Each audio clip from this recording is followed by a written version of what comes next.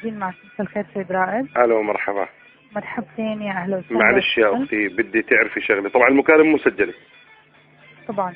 انا هذا اهم اشي عندي، بس انا بدي انت تكوني مستثنيه نفسك من اللي بدي احكيه ارجوك. يعني انت موظف، بدي انت موظفه صح؟ صح. وانا موظف صح؟ صح.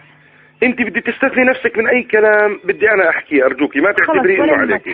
اولا من حقاره شركه زين وحقاره وزاره الماليه اللصوص ولاد الكلب انهم يسحبوا دينار بدون ما يرجعوا لي بالاذن. بركي انا ما بديش ادعم وطني بدينار اللي مش داعمني بفلس.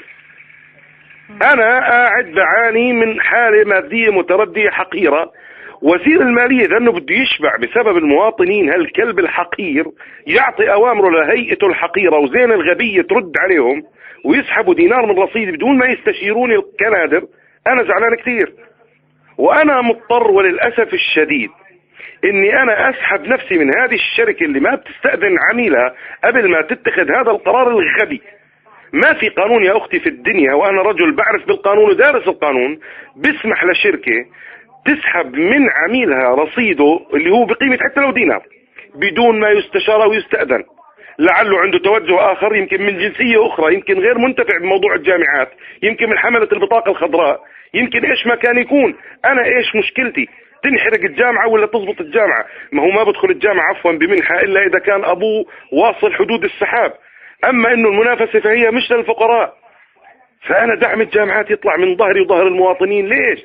لما المؤسسات المدنيه والعسكريه توفر لكل مواطن كيس حليب او كيلو سكر بعدين بيقدروا يتكلموا، مش ابو هزيم عماله ببيعها للتجار الجمله. يا اختي هذا خطا. انا بعرف المكالمه مسجله وانا سعيد جدا. انا سعيد جدا انهم بسجلوا، ارجو انهم بيكونوا بيسمعوا مش بيرموها بعرض الحائط. ليش يا اختي هذا الكلام؟ ليش يسحبوا دينار؟ هلا بدي استنى منك اجابه، اعطيني السبب ليش سحبوا دينار. شكرا انكم شكرا انك صبرتي علي. لا حقك يعني سيد رائد، حقك تحكي رايك بالمدح ولا الذم، هذا حقك. لا انا متألم جدا، انا فضفضت هسه، انا مرتاح. اليوم الجمعه بمر علي سعيد جدا.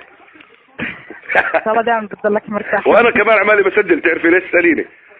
عشان لما نروح عند القاضي اذا نسيوا شيء اذكرهم اقول له بهي وانا حكيت اكثر هيك. طيب بس مع انه هو ممنوع التسجيل على فكره، بس مشان حضرتك معصب حخليك تسجل المكالمه. هلا اللي صار سام شركه اول شيء، هي لا فكره دينار ولا فكره شيء، بس هو والله مزبوط كلامك، لازم يكون يبلغ المشترك. قانونا هذا يعني بحكي عن قانون زين او شبكه ثانيه انه بهذا الموضوع. نعم. هلا الخصم ما صار على شبكه زين، الخصم صار على كل الشبكات، زين وامنيه وفاست لينك واكسبرس. بعرف بس هي سرقه، عم بيسرقونا.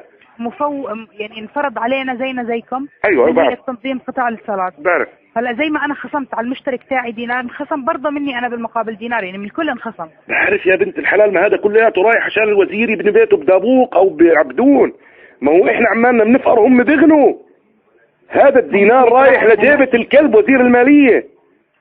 والله انا بحكي من قلبي، اقسم بالله العظيم انا صادق ومنقم بكل كلمة بحكيها. احنا ما بدناش ندعم الجامعات يا عم، احنا فقراء. ياخدوا دينار من كل واحد، بيسحب 60-70 دينار بالشهر، 100 دينار، مش من ابو 5 ليرات ياخدوا دينار. الله يخرب بيتهم. عموما شكرا كثير وما قصرتوا يا جماعه. تسلم. الله يسلمك. مع السلامه. شكرا. مع السلامه. الله يخليك. ولا شكرا. شكرا.